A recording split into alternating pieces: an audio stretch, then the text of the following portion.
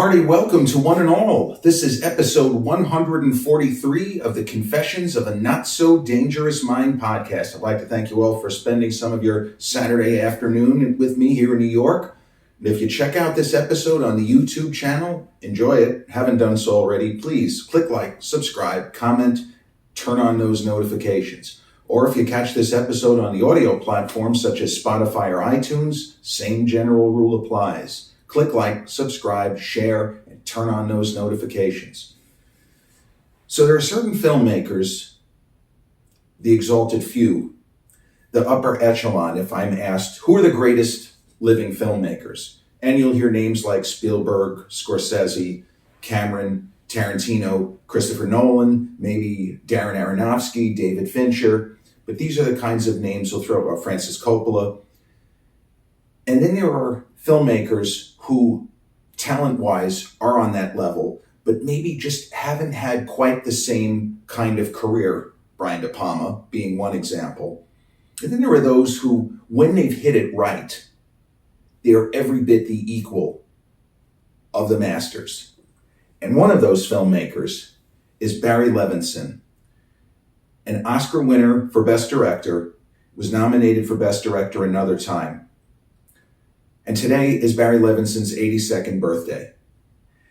And with many of the other current masters, such as Scorsese and Spielberg, and even Coppola, who has a new movie coming out, Megalopolis, Barry Levinson is still working. He has 3 projects either in production, about to go into production, or post-production. So this is another example of people who have been working and working and working for decades, but are keeping themselves active and healthy and are still able to do great work well into their 70s, and in the case of Barry, into his 80s and now 82.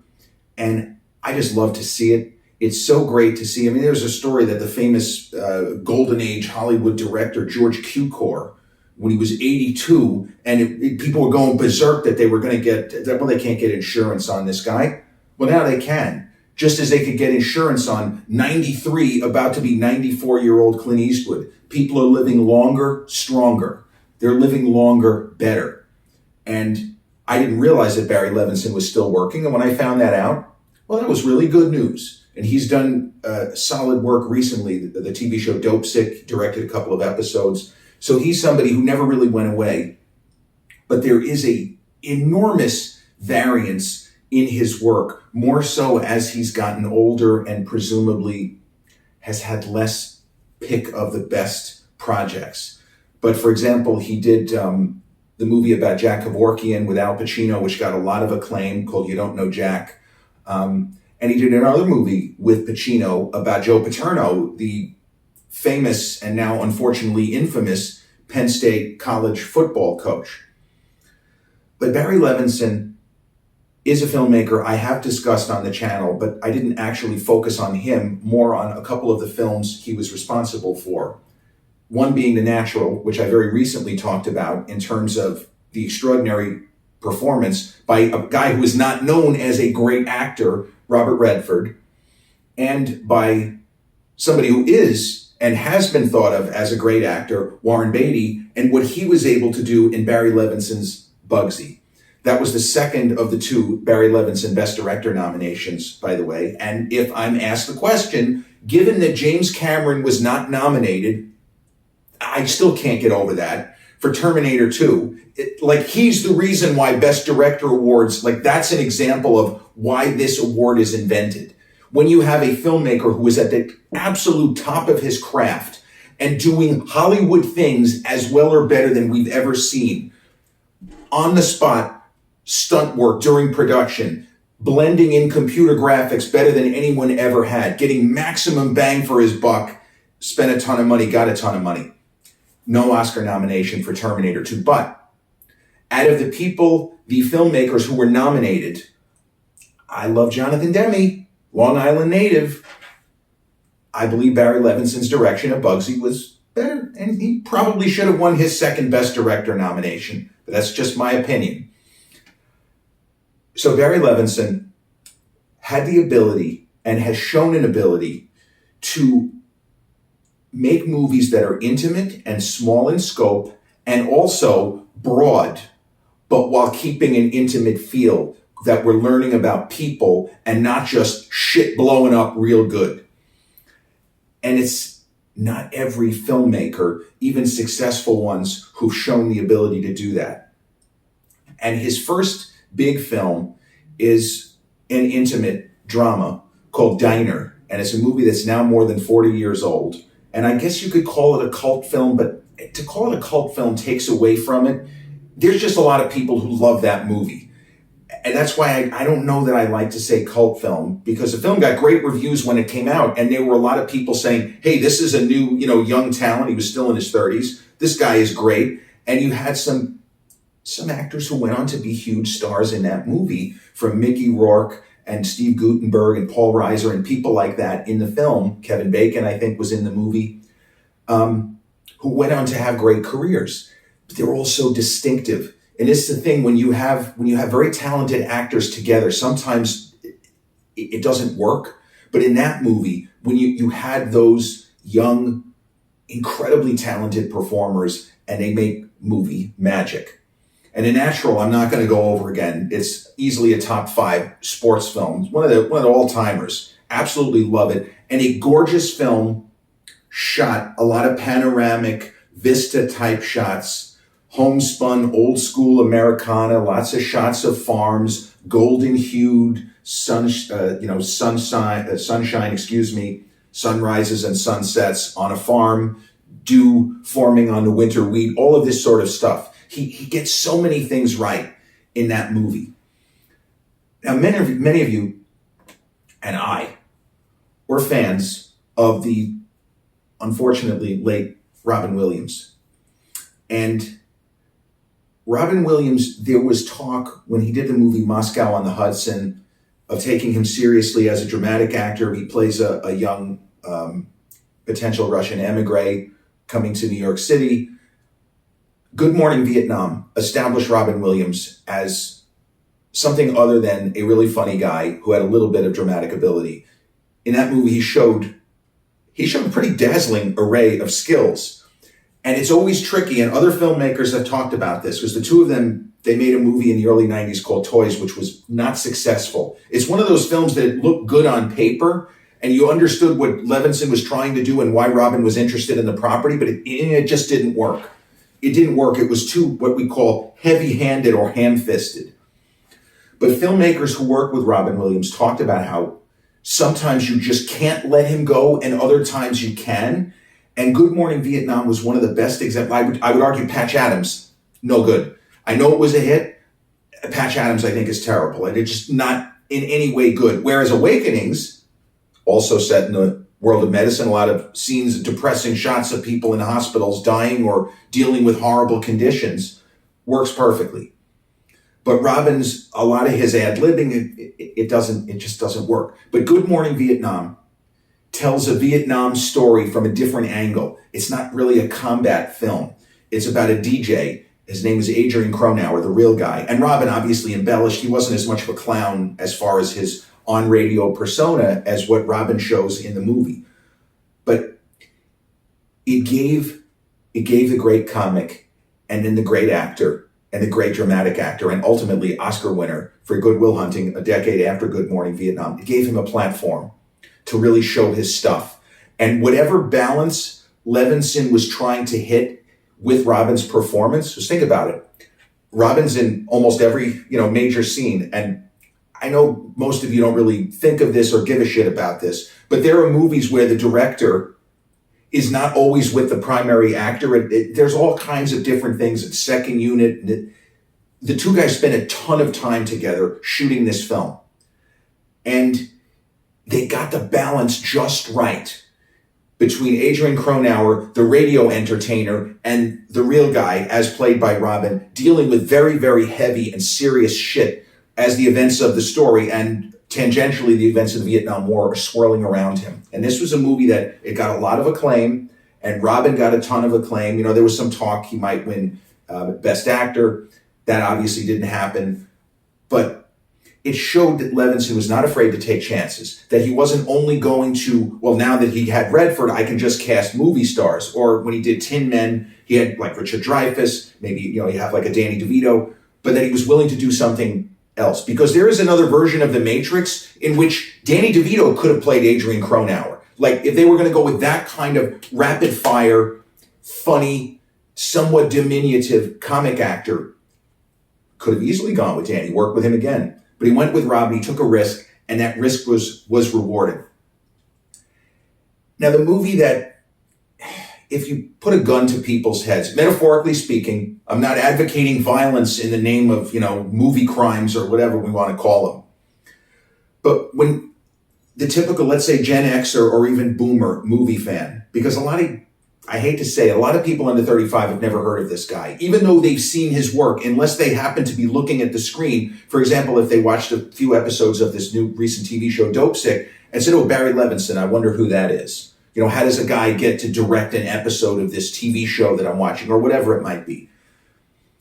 But when people who know of his career, even if they didn't know the name, if you start naming movies directed by this guy, the movie that most people, I would say the greatest percentage, will pick is Rain Man, which came out in 1988 and won Oscar for Best Picture, and Levinson won the Oscar for Best Director. And he even is in the film. And see, and this is the kind of thing where the internet wins.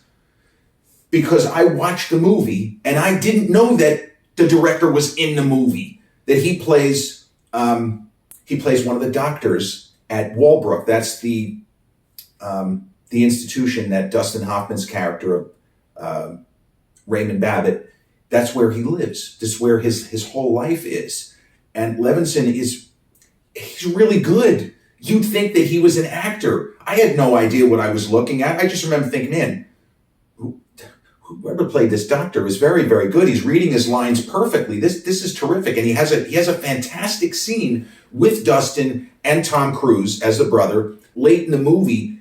It's a phenomenal scene. And it's a really pivotal scene. The fact that he cast himself and he had the confidence to say, yeah, fuck it, I can do this. Well, he did it. He was great. And so, yeah, he got the hardware for that movie. It won Best Picture. It's not in my top, 2 or 3 Barry Levinson films. I think both The Natural and Bugsy, at the very least, run rings around Rain Man. And you're talking to somebody who was a card counter, who played blackjack in the famous scene of Tom Cruise and Dustin Hoffman's character being a very high-functioning autistic savant. They go to Las Vegas and they just fucking smash it playing blackjack. The movie is good. I like Rain Man, but it's just, I don't know. It's not one of my favorites. I love Tom Cruise and I love Dustin Hoffman. Dustin Hoffman to me is easily top 5, greatest actors of the second half of the 20th century, who came to the fore. He's that good. And I love Tom Cruise.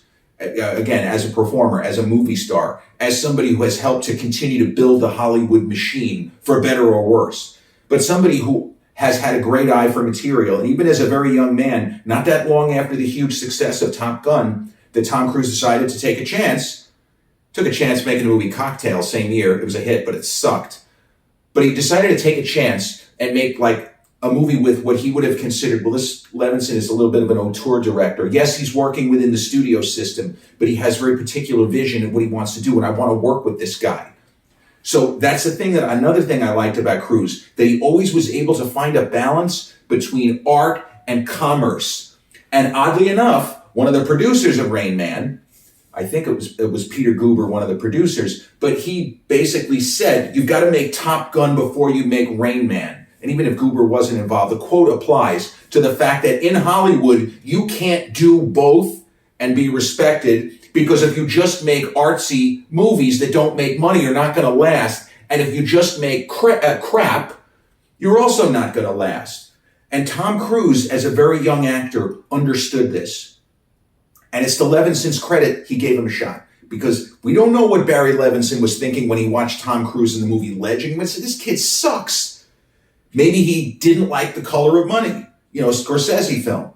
But he took a chance, casting Cruise in what was at the time, and even now, a bit of an atypical role. That's not the kind of part that Cruise would ever play. Yes, the headstrong with the smile and cocksure attitude, but his character is a heel for huge chunks of the film. He's not sympathetic. He's not likable.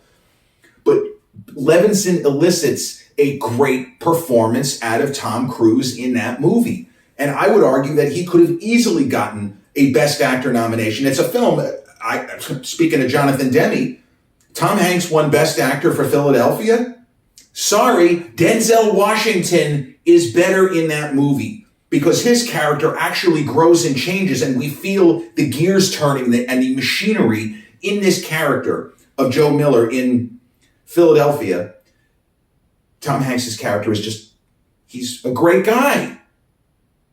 It's not the same level of acting challenge that Denzel was presented with. And in Rain Man, Dustin is playing a limited character. He's an autistic savant. He's not going to suddenly wake up and be, okay, he still has 180 IQ or whatever it might be, but now he's able to interact normally. No, it doesn't work that way. But Cruise's character, this high-flying, hotshot asshole, is changed by his association with his brother, who he despises and grows to love, and now does not want to live his life without his brother being an enormous part of it. And Cruise sells every step of the journey, the way that he gradually gets more and more patience with him.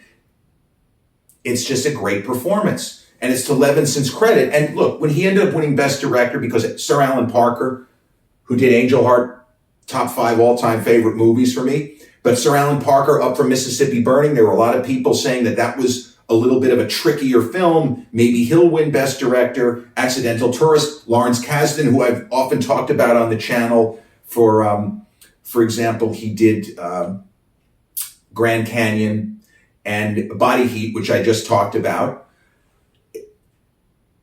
Levinson won the award for Best Director, not just because people love the film, but because he was able to get great performances. Valeria Golino, he got great performances from the entire cast. Even the small roles, he was able to get the best, Bonnie Hunt as a waitress in the restaurant. She ended up going on to a great career herself. She's the waitress, Dibs Sally Dibs, 400 Oak Street, 82 what, Ray? Toothpicks. There's 4 left in the box. Like, that's a top 10 movie scene from the 80s as far as I'm concerned. Levinson's direction is marvelous. Even if there were some people who would say Rain Man was like the safe choice, we knew it was going to win. Because I remember going into those Oscars, the long before internet era, everyone was pretty sure Rain Man's winning Best Picture. It's too popular. The reviews are great. Dustin's going to win Best Actor. And back then, I don't think there was that much fucking bullshit. Why wasn't Tom Cruise nominated? But looking back on it, why wasn't he nominated? Just because he was a young guy who had already become a huge star? I don't know. I do want to highlight the film that Barry Levinson made after Rain Man. It's a movie called Avalon. And this was a film that was very personal for my father. He loved Levinson's work.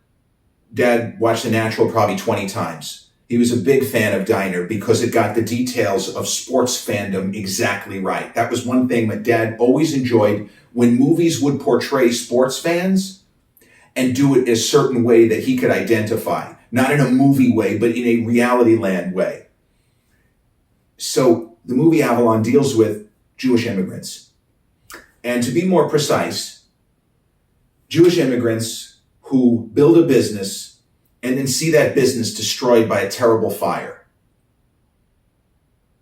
My grandfather, my dad's dad, the extraordinary, lifetime final boss, Nathan Cohen, with his best friend, was able to get into the bowling alley and nightclub business in the early 1960s.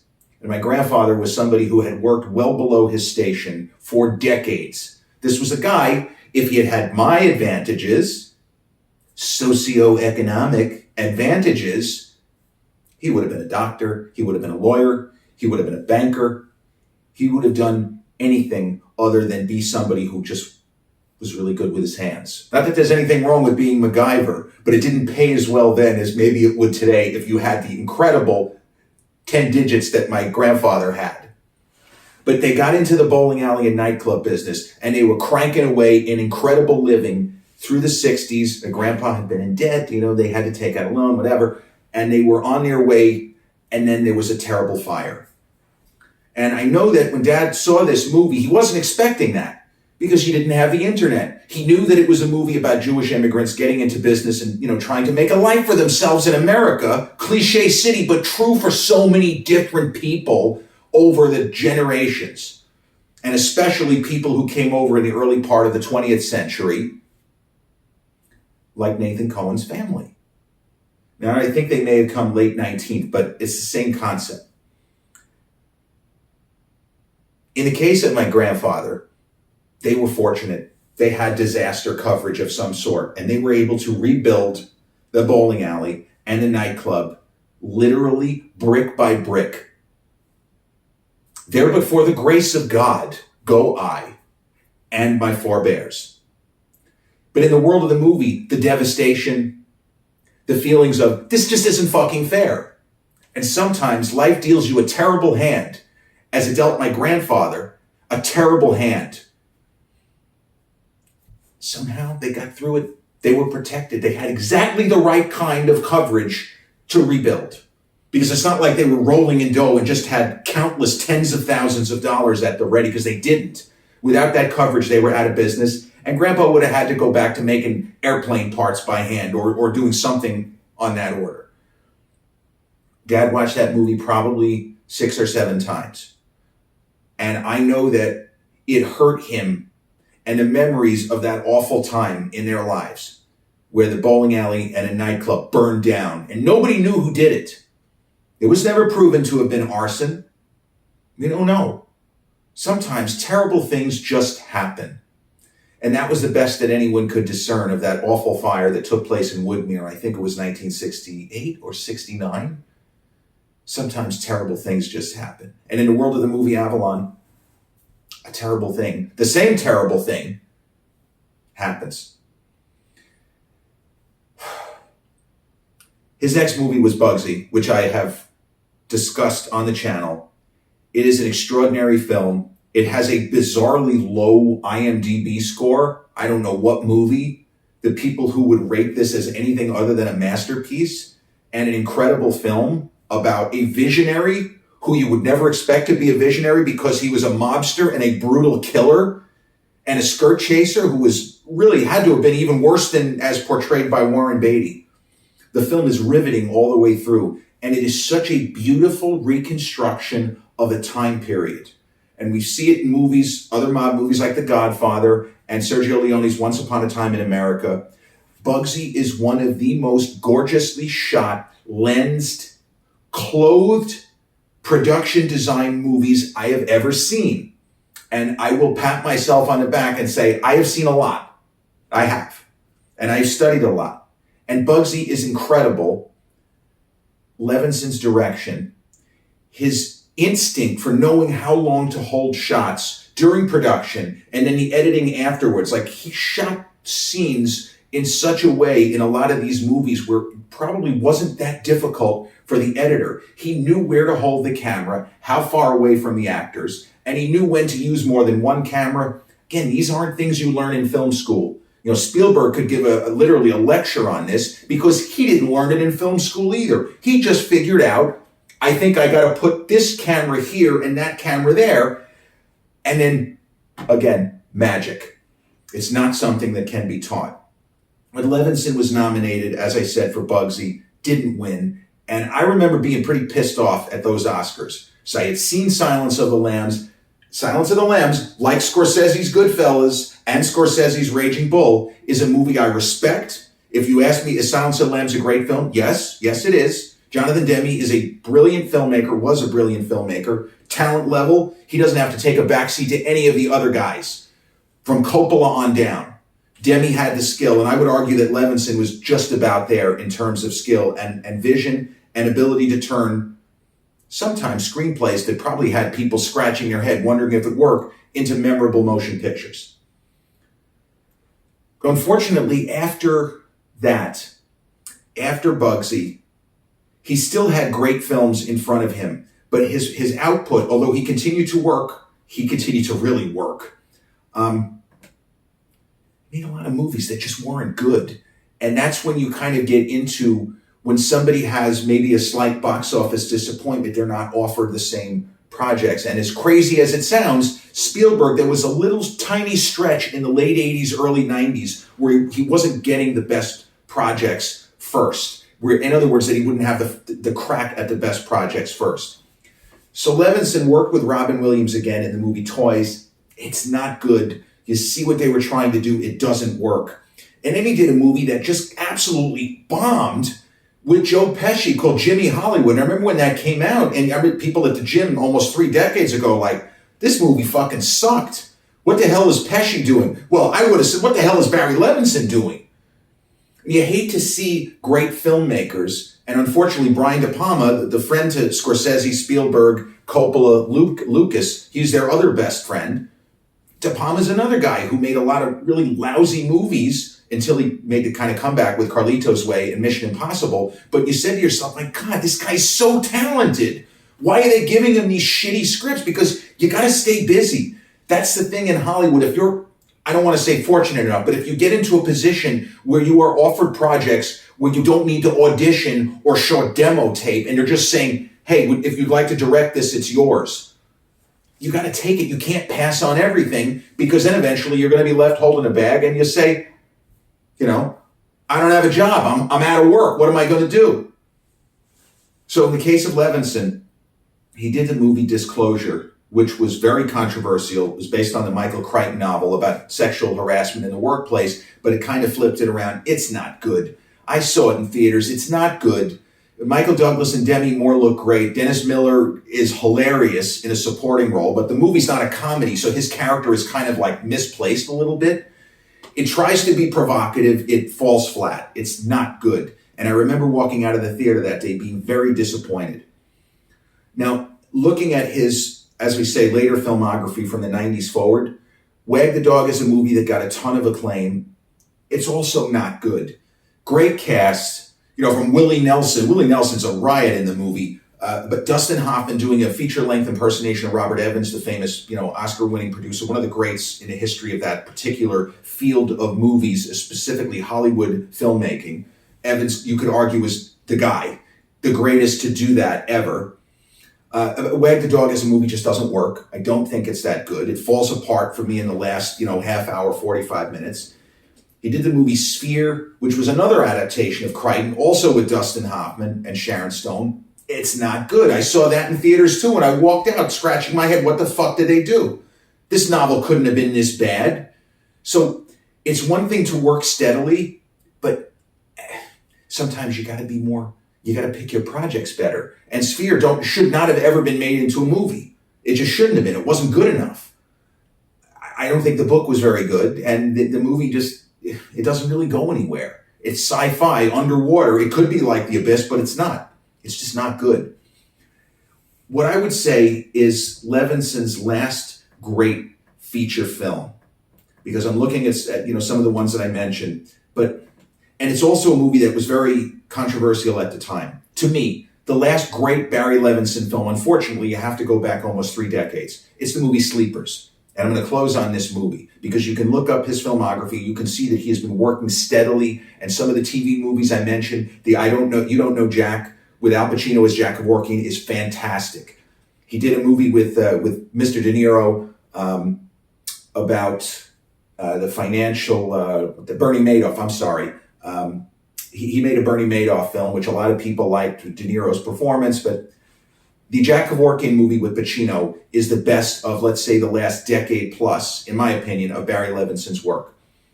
But he did the movie Sleepers in 1996. And when you talk about great casts and being able to put together home run casts, and you start wondering how were they able to get these guys, like how much money did they make? What was the salary? So Sleepers was a very problematic movie for a number of reasons. The most important one being that Lorenzo Carcaterra's novel was supposedly an autobiographical memoir. I don't think that it was, because when the movie was getting ready to come out, there were stories all over the place, poking holes in Carcaterra's alleged true story. And I don't know if Barry Levinson really gave a shit because, hey, books and movies are different mediums. So maybe he thought, I don't really believe that this happened exactly the way Carcaterra tells it, or any of the actors. And it's not anybody's fault. But the controversy hurt the reception of the film. And when you talk about a powerhouse cast in this movie, De Niro, great role. Hoffman, fantastic. Vittorio Gassman, come out of nowhere as King Benny. And then you had Jason Patric and Brad Pitt and Ron Eldard and I can't remember the guy's name. Hold on. It's embarrassing that I forgot his name. He was in the Mission Impossible movies. Top cast. Billy Crudup. Damn, that's bad that I forgot his name. But it shows my mind is moving too quickly.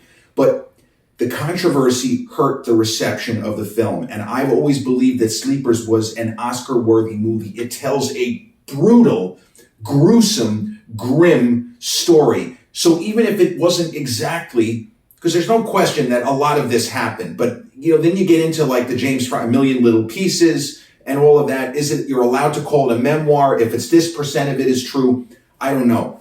But if Carcaterra's story had been a work of fiction with facts sprinkled in, like if that's how it was proposed, the movie is fucking great. It is a great movie. And with the way that Brad plays his role, he was obviously very young at the time. Brad Pitt is terrific. All of the actors are great, including the kind of unfortunate Brad Renfro in a very early role. But it's a movie, it sets the time period beautifully. It's an incredible soundtrack. And the actors, as the older actors, Brad and Jason Patric, Ron Eldard, and Billy Crudup, as the four, they start as boys and then as men. The chemistry between them is palpable. They feel like lifelong friends. It is a fantastic film. It didn't do as well as it should have because of the controversy, in my opinion. Because there were some critics that hit the masterpiece button. This is phenomenal. Came out right around the same time as Jerry Maguire. Speaking of Cruise, who, as we say, had worked with Levinson years earlier in Rain Man. It didn't do as well at the box office as it should have or could have, most likely because people were like, well, this is a bullshit story. Why should we see it? It was unfortunate that the controversy, if it had happened sooner, before the film was made, they could have addressed it, and I don't think it would have been a big deal. But sometimes so much of life is timing. And it was the worst possible timing that people were talking about the controversy and not, hey, wait a second. This is a different medium. This movie is fucking great. Minnie Driver in the film, too. An early role for her. I think it was the first film she did after Circle of Friends, which was kind of her coming out party as a star and as a very vital, vibrant, interesting new presence on screen, as was Renee Zellweger when she came on the scene with Jerry Maguire. Minnie Driver's awesome. She's fantastic. And then a year later, she gets the Oscar nomination with her then fiance, Matt Damon, with Good Will Hunting, and she's had a terrific career. But I just love the fact that Barry Levinson, 82 years old today, is still working and still grinding and giving it everything he's got to continue to try to produce great work and great, memorable motion pictures. Better to try and fail than fail to try, right? And for somebody his age to just keep going like his pals Scorsese and Spielberg and Coppola is nothing but respect. Nothing but respect for the hustle and the grind and the feeling that you still have more to say. No matter how much success you've accrued, this is what he wants to do. He doesn't want to retire. He wants to retire while working. If he's going to die, like Danny Glover in Lethal Weapon, if she's going to die, she's going to die with me, my way. If he's going to die, he'd probably want to go on a movie set at age 88 years from now, or age 90 years from now. Barry Levinson, a great filmmaker, a phenomenal career, 82 years old today. And with that, we've reached the end of episode 143 of the Confessions of a Not So Dangerous Mind podcast. I'd like to thank you all for spending some of your late Saturday afternoon with me here in New York. But if you end up checking out episode 143 on the YouTube channel, haven't done so already, please click like, subscribe, comment, share, turn on those notifications. Or if you catch this episode on the audio platforms such as Spotify or iTunes, same general rule applies. Click like, subscribe, share, and turn on those notifications. I'll be back with episode 144 real soon. Till then, peace.